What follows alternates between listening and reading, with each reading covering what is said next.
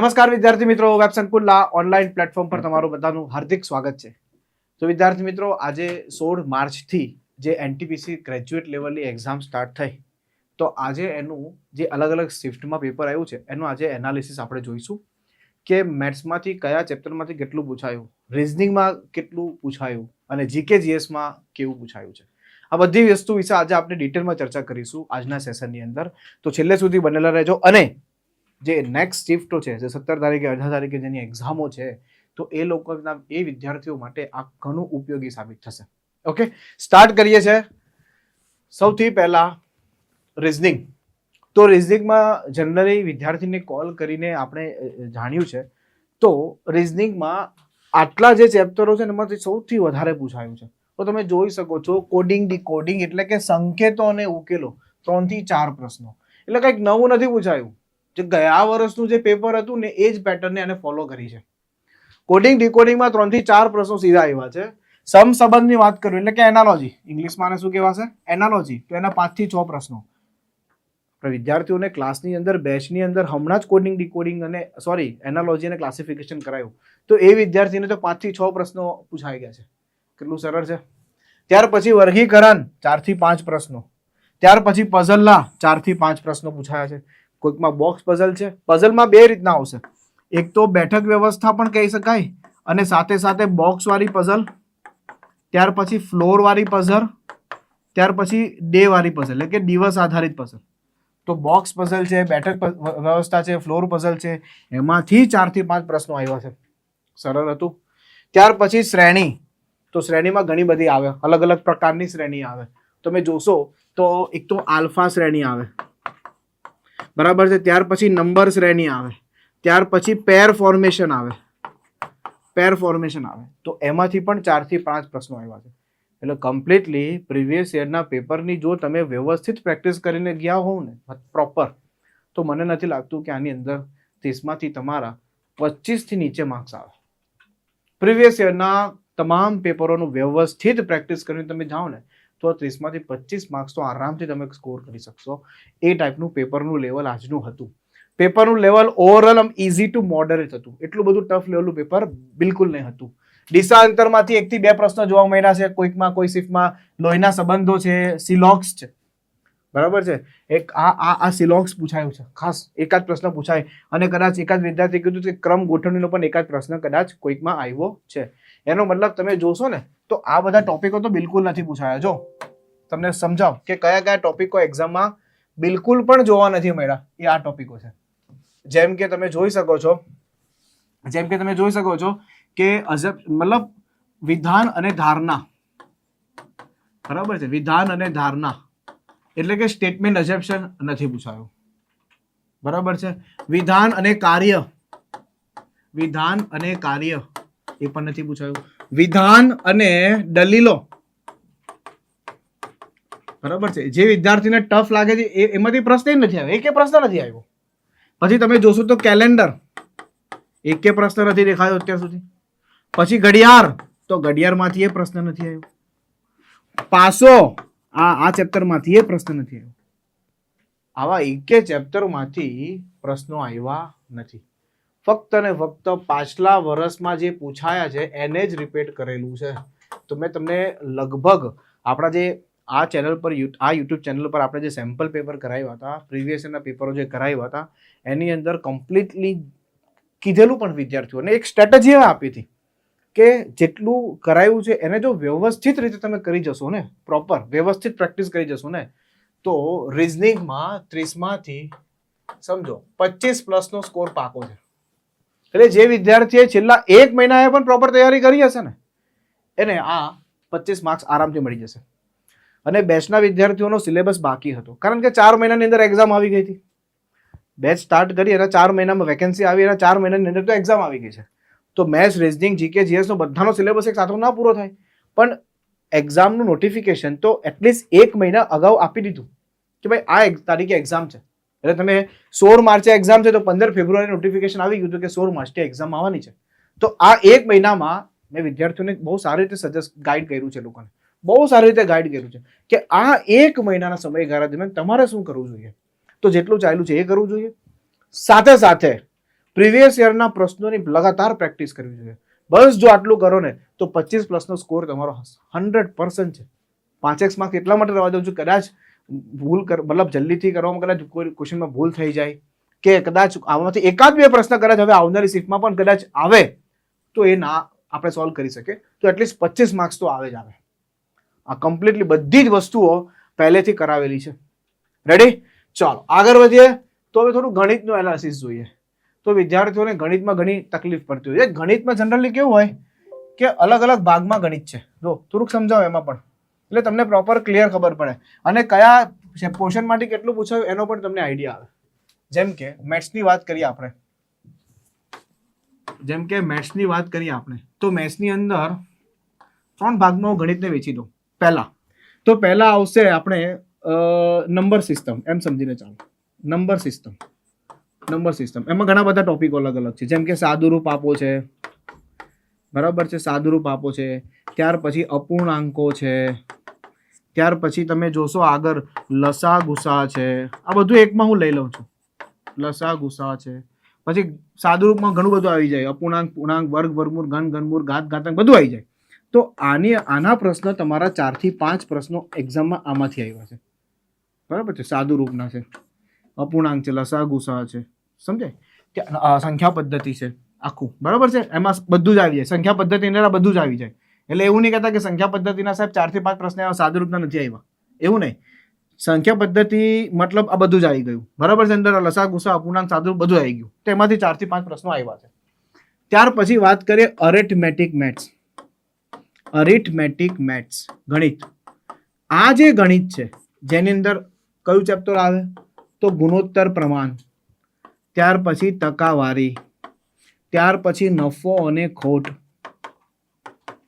બરાબર છે. ત્યાર પછી સાદું અને ચક્રવૃદ્ધિ વ્યાજ, કાર્ય અને સમય, મતલબ સમય કાર્ય. તો આ જે બધા ચેપ્ટરો છે કમ્પ્લીટ ગણિતનું આમાંથી વધારે પોર્શન આવ્યું છે. અને વાત કરીએ આપણે જે સૌથી વધારે અઘરું લાગે વિદ્યાર્થીઓને એ છે એડવાન્સ મેથ્સ, એટલે કે એડવાન્સ ગણિત, કે જેની અંદર ત્રિકોણમિતિ છે, બરાબર છે, જેની અંદર બીજ ગણિત છે, ક્ષેત્રફળ અને ઘનફળ છે, બરાબર છે, અંતર ઊંચાઈ છે, બરાબર છે. તો ખાસ કરીને આમાંથી પ્રશ્નો આવ્યા છે, બરાબર છે. 1-2 પ્રશ્નો તમને આમાં જોવા મળશે. રેડી? તો હવે તમે જોઈ શકો છો આની અંદર, બરાબર, કે ગુણોત્તર પ્રમાણના 3 થી 4 પ્રશ્નો, નફો ખોટના 3 થી 4 પ્રશ્નો, ક્ષેત્રફળ ઘનફળના 2 થી 3 પ્રશ્નો, સરેરાશના 2 પ્રશ્નો છે, કાર્ય સમયના 2 પ્રશ્નો પૂછાયા છે, સાદા ચક્રવૃદ્ધિ વ્યાજના ખાસ પૂછાયા છે પ્રશ્નો, હોડી પ્રવાહમાંથી એક જ પ્રશ્ન છે, બોટેન સ્ટીમનો પ્રશ્ન છે, સમયાંતર ઝડપનો છે, ભાગીદારીના છે, બીજ ગણિતના, ખાસ કરીને ક્ષેત્રફળ અને ઘનફળના વધારે પ્રશ્નો છે.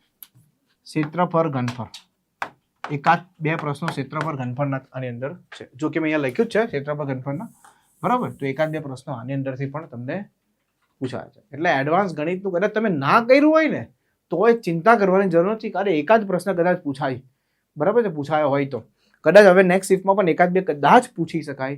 પણ ઓવરઓલ તમે જોવા જાવ ને તો ગણિત, અરિથમેટિક, મેથ્સ અને સાદુરૂપ સૌથી વધારે પૂછાયું છે. એટલે આની અંદર પણ મેં વિદ્યાર્થીઓને કીધેલું કે ભાઈ આની અંદર તમે 22+ સ્કોર તો આરામથી કરી શકો છો, જો 1 મહિનાની પ્રોપર પ્રેક્ટિસ હશે તો. 1 મહિનાની પ્રોપર પ્રેક્ટિસ હશે તો 30માંથી 22+ સ્કોર આમાં કરી શકો છો, 30માંથી 25+ સ્કોર આમાં કરી શકો છો. રેડી? તો કેટલા માર્ક્સ થઈ ગયા આપણા? બરાબર છે.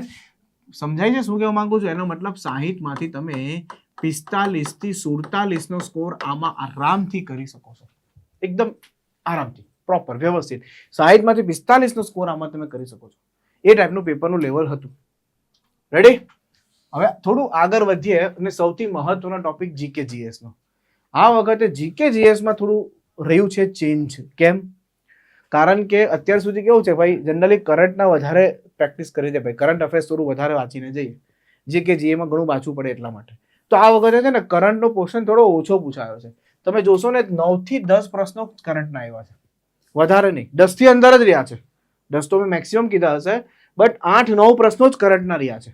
કરંટ અફેર્સના એટલા બધા પ્રશ્નો નથી પૂછાયા અને લાસ્ટ 6 મંથનું જ કરંટ આવેલું છે. લાસ્ટ 6 મંથનું જ કરંટ આવે છે એટલે 1 વર્ષનું વાંચવાની જરૂર નથી. બહુ લાસ્ટ 1 વર્ષ જૂનું વાંચવાની જરૂર નથી. કદાચ એકાદ પ્રશ્ન કદાચ હોય તો બાકી છેલ્લા 6 મહિનાનું કરંટ તમે કરીને જાઓ તો તમારું કામ થઈ જાય.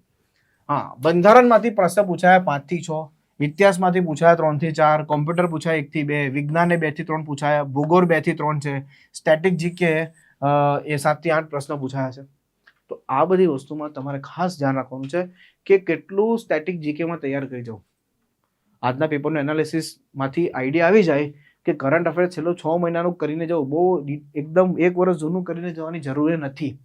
હા, બંધારણ, ઇતિહાસ, કોમ્પ્યુટરના પ્રશ્નો એકાદ બે જોવા મળશે. બંધારણના 5 થી 6 ખાસ ઇમ્પોર્ટન્ટ ટોપિક છે. સ્ટેટિક જીકે ખાસ કરી જાઓ, આના 7 થી 8 પ્રશ્નો તમને જોવા મળશે. ભૂગોળમાં 2 થી 3 પ્રશ્નો હતા. તો આ પેપર એવું કહેવાય કે થોડું મોડરેટ લેવલનું હતું ને, તો એ કેના લીધે ખબર છે? સ્ટેટિક જીકે અને જીકેજીએસ ના લીધે. આના લીધે થોડું મોડરેટ લેવલનું કહેવાય. બાકી ગણિત અને રીઝનિંગને જો તમે ધ્યાનમાં રાખો ને તો બેઠું પ્રીવિયસ યરનું જ પેપર આવેલું છે. મતલબ પાછલા વર્ષમાં જે પ્રમાણેની પેટર્નો છે, પાછલા વર્ષના જે પ્રમાણેના સમ છે, એના એ જ સમો અને એની એ જ પેટર્નો આ વખતે આવી છે. કોઈ નવું વસ્તુ નથી. રેડી? તો નેક્સ્ટ જે શિફ્ટો છે, બરાબર છે, એના માટે જો તમે પ્રોપર તૈયારી કરો છો, બરાબર, તો વિદ્યાર્થી મિત્રો પાછલા વર્ષના પેપર પર ખાસ ફોકસ કરો, એને પ્રોપર તૈયારી કરી જાઓ, બરાબર. એટલે આરામથી તમે એટલીસ્ટ આની અંદર 45-47નો સ્કોર મૂકી શકો. અને આ જો તમે પ્રોપર અટેમ્પ્ટ કર્યું હોય ને તો આ 40 માર્ક્સનું આવે. તો આની અંદર તમે 25 થી 30નો સ્કોર તમે લઈ શકો. એટલે ઓવરઓલ જશો તમે તો 75+ તો આરામથી થઈ જાય. આઉટ ઓફ 100 75+નો સ્કોર એટલે તમે સમજી લો કે CBT 2 માટે જવાના છો કન્ફર્મ. રેડી? તો આ વસ્તુ ખાસ તમારે ધ્યાન રાખવાની છે. જો આ લેક્ચર મેં લીધો હતો લગભગ 8-1 માર્ચે આ લેક્ચર લીધો હતો, જેમાં કીધેલું કે ગણિત, રીઝનિંગ, જીકે, જીએસમાં કેટલા ટોપિક તૈયાર કરવા જેથી 75+ ગુણ આવી શકે. તો જે વિદ્યાર્થીઓ આ ટોપિક પ્રમાણે બરોબર તૈયારી કરી હશે તો એને 100% ફાયદો થયો હશે. આજની એક્ઝામમાં એને 100% ફાયદો થશે. અને જે વિદ્યાર્થીઓ હજી એક્ઝામ બાકી છે તો એ લોકોને ખાસ કહેવાનું કે આ એક લેક્ચર જરૂર જોજો. આની અંદર મેં સમજાવેલું છે કે કયા કયા ટોપિક પર અત્યારે વધારે ફોકસ કરવાની જરૂર છે. રેડી? બીજી વસ્તુ, સેમ્પલ પેપર પણ કરાવેલા છે. તમે જો 16 થી 26 માર્ચમાં જે એક્ઝામ લેવાની છે એના એક સેમ્પલ પેપર આપેલું છે. તો આ સેમ્પલ પેપરને પણ ધ્યાનમાં રાખશો ને તો એને ધ્યાનમાં રાખીને પણ ઘણું બધું આજની શિફ્ટમાં પૂછાયું છે. એટલે પેપરનું લેવલ કેવું છે ને, કેવા પ્રશ્નો છે ને, એના માટે ખાસ આ 2 વિડીયો જોજો. આ વિડીયો ખાસ જોજો. NTPC ગ્રેજ્યુએટ લેવલ માટે જ છે. 2 વિડીયો ખાસ જોજો. અને લાસ્ટમાં તમને કહી દઉં, આ બધા વિડીયો તમને આ યુટ્યુબ ચેનલ પર મળશે. SSC banking railway by web Sankul આપણી યુટ્યુબ ચેનલ છે. આ યુટ્યુબ ચેનલ તમે યુટ્યુબમાં સર્ચ કરશો એટલે આ ચેનલ આવી જશે. એને સબસ્ક્રાઇબ કરી લો એટલે એમાં આવી નવી અપડેટો તમને મળતી રહે. આ બધા પેપરો પણ તમને મળી જશે. આનું પ્લેલિસ્ટ બનાવેલું છે. NTPCના પ્રીવિયસ યરના પેપરનું પ્લેલિસ્ટ કમ્પ્લીટ બનાવેલું છે. તો એ તમે જોશો તો તમને આઈડિયા આવી જશે કે પેપરનું લેવલ કેવું રહે છે. ઓકે? એટલે ટેન્શન લેવાની જરૂર નથી. પેપરનું લેવલ ઇઝી ટુ મોડરેટ છે, બરાબર છે. અને ખાસ કરીને જે ગણિત રીઝનિંગથી ડરે છે ને એવા વિદ્યાર્થીઓ ચિંતા ના કરો. ગણિત રીઝનિંગનું પેપર એટલું બધું લેવલવાળું નથી. ઇઝીલી તમે અટેમ્પ્ટ કરી શકો છો એ ટાઈપનું પેપર છે. અને બીજું, પ્રશ્નો મિક્સ પૂછાયા છે, સેક્શન વાઇઝ નથી પૂછાતા. 100 પ્રશ્નો મિક્સ આવશે. એટલે પહેલો ગણિતનો હોય તો બીજો જીકે જીએસનો હોય, ત્રીજો રીઝનિંગનો હોય તો ચોથો પાછો ગણિતનો હોય, પાંચમો પાછો ગણિતનો પણ હોઈ શકે, 2 ગણિતના 2 રીઝનિંગના પણ હોઈ શકે. એટલે બધા મિક્સ ક્વેશ્ચન આવ્યા છે. એટલે પેટર્નમાં કોઈ ચેન્જ કર્યો નથી. પ્રીવિયસ યરનું સેમ ટુ સેમ પેટર્ન આ વખતે રિપીટ થઈ છે. ઓકે? તો ફરી મળીશું આપણે નેક્સ્ટ સેશનમાં. અને નેક્સ્ટ સેશનમાં નેક્સ્ટ જે શિફ્ટો છે એનું પણ આપણે કમ્પ્લીટ એનાલિસિસ તમારી સામે લાવશું. અને શક્ય હશે, બરાબર છે, તો વિદ્યાર્થીઓ સાથે કોન્ટેક્ટ થાય તો જે ટાઈપના પ્રશ્નો પૂછાયા છે એ ટાઈપના જ પ્રશ્નો, અત્યારે હજી તો પેપર આવ્યું ના હોય એટલે એ ટાઈપના પ્રશ્નો જરૂરથી આપણે YT પર સોલ્વ કરાવશું. ઓકે? એટલે એના સેશન પણ આપણે જરૂરથી લાવશું. મળીએ છીએ નેક્સ્ટ સેશનમાં. Thank you so much. જય હિન્દ, જય ભારત.